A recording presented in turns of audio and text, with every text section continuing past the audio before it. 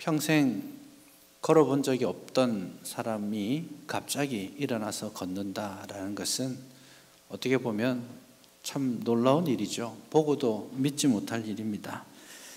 이 시대도 마찬가지였고 그 시대는 더더욱 그랬습니다.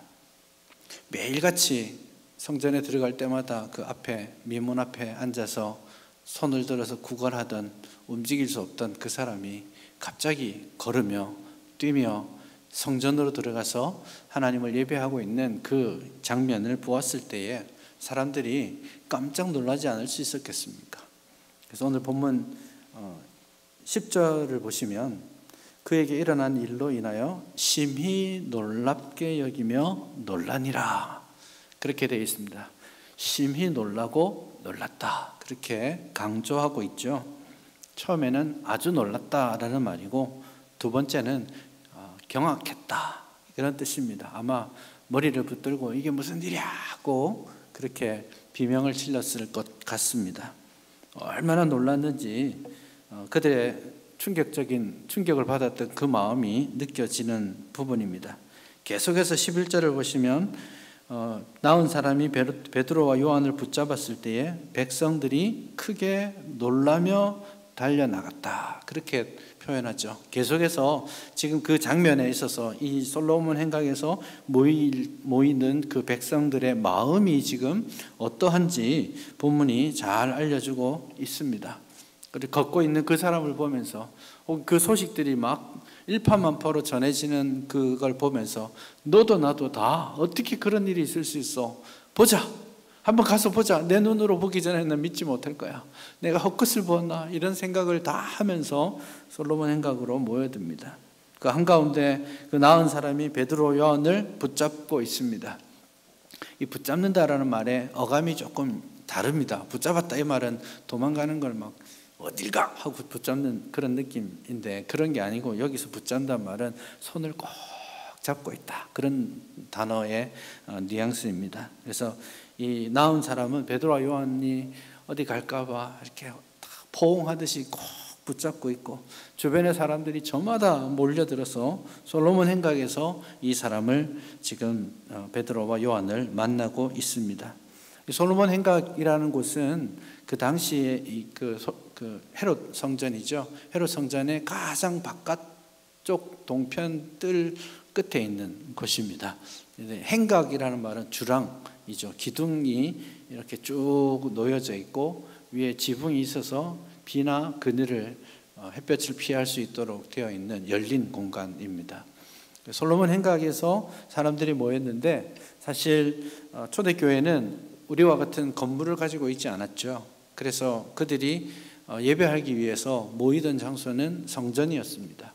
성전으로 들어가서 예배를 드리면 이 이방인의 뜰과 솔로몬 행각이 서로 연결되어 있거든요. 그 넓은 뜰 거기에서 같이 예배 드리고 찬양하고 말씀을 전하고 토론도 하고 그렇게 했던 곳입니다. 예수님께서도 솔로몬 행각에 요한복음 10장에 보시면 수전절이 되었을 때 솔로몬 행각을 예수님이 거니시면서 생명의 떡 대신 예수님 그 말씀을 전하시는 그런 대목이 나오죠. 사도들도 마찬가지입니다. 날마다 이 솔로몬 행각에 모여서 예배드리고 또 이 솔로몬 행각 앞에서 많은 기적과 표적 이런 일들이 일어났던 장소입니다. 그래서 저 제자들이 이런 기적을 일으켰대, 이런 소식을 들리니까 저마다 사람들이 그러면 거기 가야지 하고 솔로몬 행각에 모인 겁니다. 모인 사람들은 도대체 무슨 일이 있었는지를 알기 위한 그런 의도이기도 하고, 내가 보던 그 지체장애인이 일어나서 걷는 그 장면을 나도 보고 가야 될 거 아니에요. 그래서 그 사람도 보고 그 기적이 일어난 것들을 누가 어떻게 이 일을 할 수 있었는가, 거기에 대해서 알고자 하고 보고자 하는 사람들이 막 몰려들었던 것입니다. 아마도 다들 물었겠죠. 베드로와 요한에게 찾아와서 어떤 상황이 어땠는지, 어떤 기적을 어떻게 일으켰는지 물었기도 하고, 어떤 사람은 좀 적극적으로 베드로 손 한번 잡아봅시다 그러는 사람도 있었겠고, 아픈 사람은 나도 좀 하는 그런 분위기도 있었을 겁니다. 그런 막 이제 복잡한 상황 가운데 있을 때 베드로와 요한이, 특별히 오늘 본문은 베드로가 일어서서 그들에게 설교하는 장면입니다.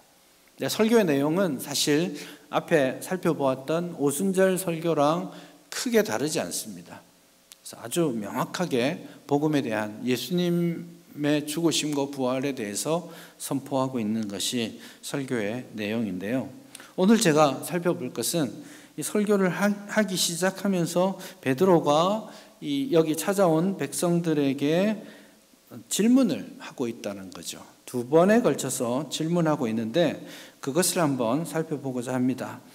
12절을 보시면 베드로가 이것을 보고 백성에게 말합니다. 첫 번째 질문이죠. 이스라엘 사람들아, 이 일을 왜 놀랍게 여기느냐? 이 일을 왜 놀랍게 여기느냐? 인간적으로 보면 이 사람이 일어나서 걷는다라는 것은 불가능한 일입니다. 깜짝 놀랄 일이 맞습니다.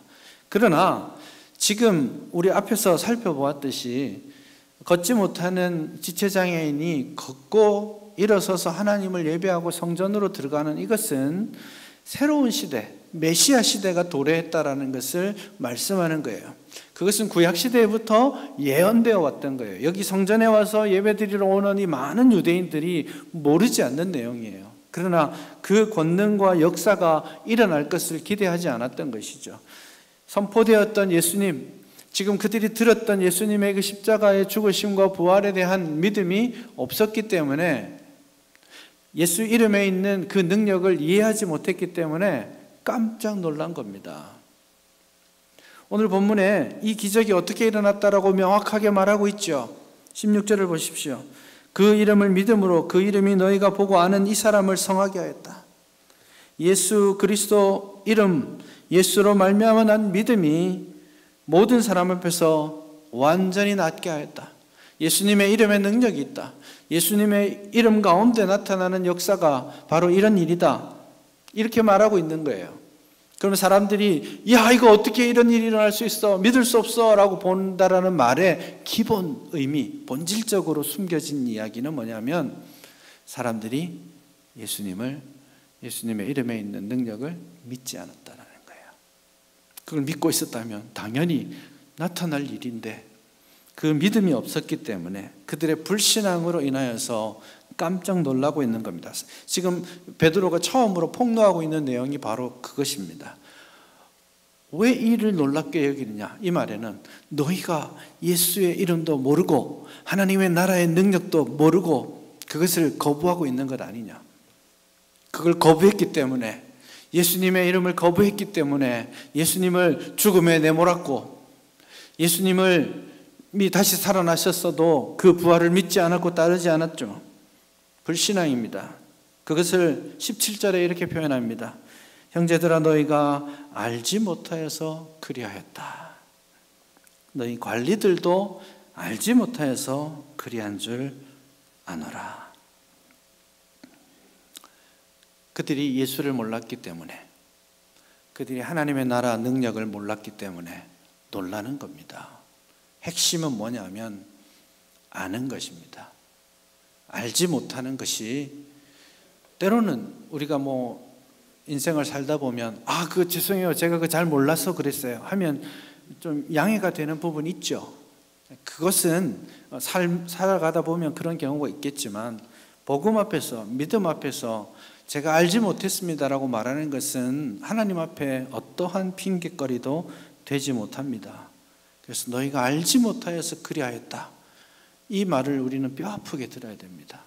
오늘 이 땅의 교회들이 하나님의 복음을 제대로 알지 못하는 시대가 되었습니다. 지적으로도 알지 못하고 경험적으로도 삶 가운데 능력으로도 나타나지 못하고 있는 것이 현실입니다. 그래서 정말 불신앙, 이것을 한마디로 여기서 표현하듯이 알지 못함, 불신앙은 곧 무지에서 온다라는 거예요. 잘 모르고 잘 못 배운 게 죄가 아니죠. 그러나 일상적인 교회가 있는 이 현대 사회 가운데 매주 예배가 있고 성경 공부가 있고 이런 현실 가운데 복음을 제대로 알지 못하고 그 복음으로 살아내지 못하는 것에 대해서는 우리가 하나님 앞에 어떠한 핑계도 할 수 없다라는 것을 여러분 기억하셔야 됩니다. 무지는 불신앙입니다. 무지는 죄입니다. 여러분, 이 무지에서 벗어날 수 있기를 바랍니다. 우리 하나님을 아시기를 바랍니다. 여호와를 알자. 힘써 여호와를 알자. 예수를 아는 그 지식이 세상에서 가장 고상한 지식인 줄 아노라. 이 고백이 우리에게 있었으면 좋겠습니다. 그 고백대로 예수님을 알아가는 즐거움이 내 인생의 내 삶의 진정한 기쁨이 될 수 있기를 바랍니다. 어제보다 오늘보다 내일 더 주님을 깊이 알아가고 교제하는 우리 모두가 될 수 있기를 바랍니다. 그것이 믿음이에요. 하이델베르크 교리문답이 믿음을 정의할 때 믿음은, 참된 믿음은 복음에 대한 지식이라고 말했습니다. 복음을 아는 것이라고 말했어요. 그리고 나서 참된 믿음은 복음에 대한 지식과 함께 그 복음을 신뢰하는 것, 이 두 가지가 다 아는 거예요. 아는 것에서 시작합니다. 그래서 오늘 저와 여러분들이 이 온탁한 세상 가운데 복음을 알아가고 복음 안에서, 진리 안에서 자유함을 누리고 그 진리 안에서 기쁨을 누리는 우리 모두가 될 수 있기를 바랍니다. 두 번째 질문을 베드로가 던집니다. 이 일을 왜 놀랍게 여기느냐라고 말하고는 곧장 12절 하반절에 보면 우리 개인의 권능과 경건으로 이 사람을 걷게 한 것처럼 왜 우리를 주목하느냐. 두 번째 던졌던 질문은 왜 우리를 주목하느냐입니다. 참 많은 생각을 하게 하는 말씀입니다. 지난 한 주간 이 말씀을 생각하면서 되게 많은 생각을 개인적으로 했었습니다. 오늘 이 땅에 많은 사람들이, 교회가, 목사님들이, 교인들이, 누구 직분을 떠나서 누구누구 할 거 없이 모두가 끊임없이 외치는 말이 있습니다. 우리를 보라. 나를 좀 봐주세요. 이 말 합니다. 내가 얼마나 수고했는지 좀 알아주시기를 바랍니다. 내가 얼마나 열심히 했고 내가 얼마나 헌신했는지 알아주기를 바랍니다. 누군가가 알아주지 못하면 마음으로 상처받고 힘들어합니다. 참 고치기 어려운 질병입니다. 모두가 조심해야 될 일입니다. 많은 사역자들이 자기에게 왔던 그 시선을 거두는 것을 힘들어합니다. 그래서 끊임없이 누군가가 자기를 봐주고 인정해주고 칭찬해주기를 기대합니다. 그래서 우리 안에, 저 안에, 여러분 안에 항상 나를 좀 봐주세요. 나를 좀 인정해주세요. 우리를 봐주세요. 하는 말이 들어 있습니다. 그러나 오늘 베드로는 왜 우리를 보느냐 그렇게 말하고 있습니다. 우리가 아니라 주님이다. 내 손이 아니라 주님의 이름에 능력이 있다. 그렇게 말하고 있죠. 오늘 우리 잊지 않아야 될 거 있습니다. 저도 여러분도 주님의 도구로 이 땅에 사용되다가 가는 겁니다. 맞습니까? 주님이 주인이시죠. 도구는요, 필요할 때 꺼내 쓰는 거예요. 필요가 다 되면 그냥 또 창고에 집어넣어 놓는 거죠. 그런 마음이 우리에게 필요합니다. 있어야 합니다. 내가 주님의 도구로서 사용되다가 내 사용 연한이 끝나면 그냥 던져지고 창고에 들어가고 잊혀지고 하는 것을 당연한 것이라고 생각해야 됩니다. 우리 인간의 본성에 이 일을 하지 못하게 하는 안타까운 마음들이 있습니다. 모두가 사람을 주목하고 현상을 주목하고 기적에 주목하지만, 나타난 것에 주목하지만 그 이면에 있는 예수 그리스도의 이름에 주목하도록 우리는 끊임없이 나를 보라가 아니라 주를 보라라고 말할 수 있어야 하겠습니다. 사람을 보면 나타난 현상과 프로그램에 집중하면 교회가 순간적으로 잘 될 수 있지만 지속 가능한 은혜는 사람에게서 오지 않습니다. 지속 가능한 은혜는 영원히 변하지 않는 하나님의 말씀의 토대 위에 있어야 하는 것이죠. 이 토대를 튼튼히 해갈 수 있었으면 좋겠습니다. 지난 세대에 아주 크게 영향을 미쳤던 것이 제자훈련이죠. 제자훈련 저도 그 목사님께 가서 받고 실제로 적용도 해보고 굉장히 많은 도전과 또 꽤 괜찮은 많은 열매를 얻었습니다.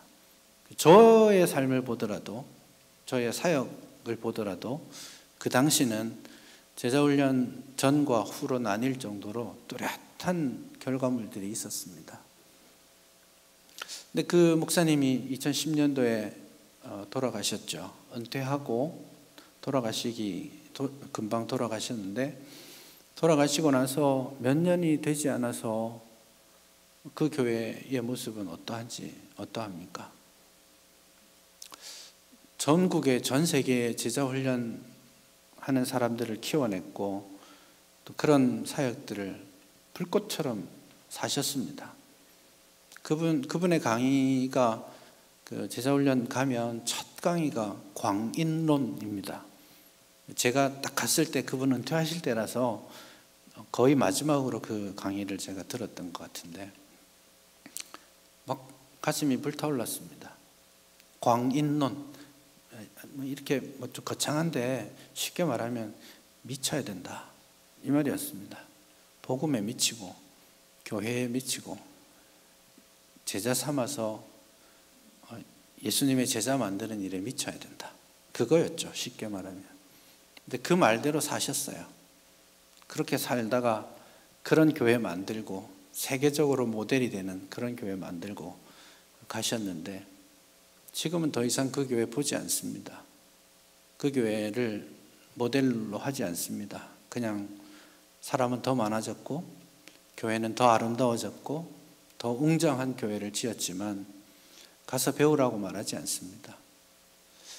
신속하게 20년 이상 쌓아왔던 그 엄청난 업적이 무너지는데 몇 년 걸리지 않았다라는 거예요. 저는 그 장면들을 보면서 실존적으로 굉장히 많은 고민을 했습니다. 지금도 하고 있습니다. 아주 위대한 사역자가 있을 땐 잘하고 아니면 무너지는 게 교회인가? 교회의 근본 토대가 이렇게 약할 수 있는가? 제자훈련 그것이 무엇을 했단 말인가? 정말 주님의 제자를 만든 것이 맞나? 아니면 자기 제자 만들고 있었던 것은 아닌가? 그런 질문을 합니다. 지금도 제자훈련 할 수 있습니다. 하면 한 1년, 일주일에 3시간씩 붙들고 기도하고 이야기 나누고 하면 왜 영향을 못 미치겠습니까?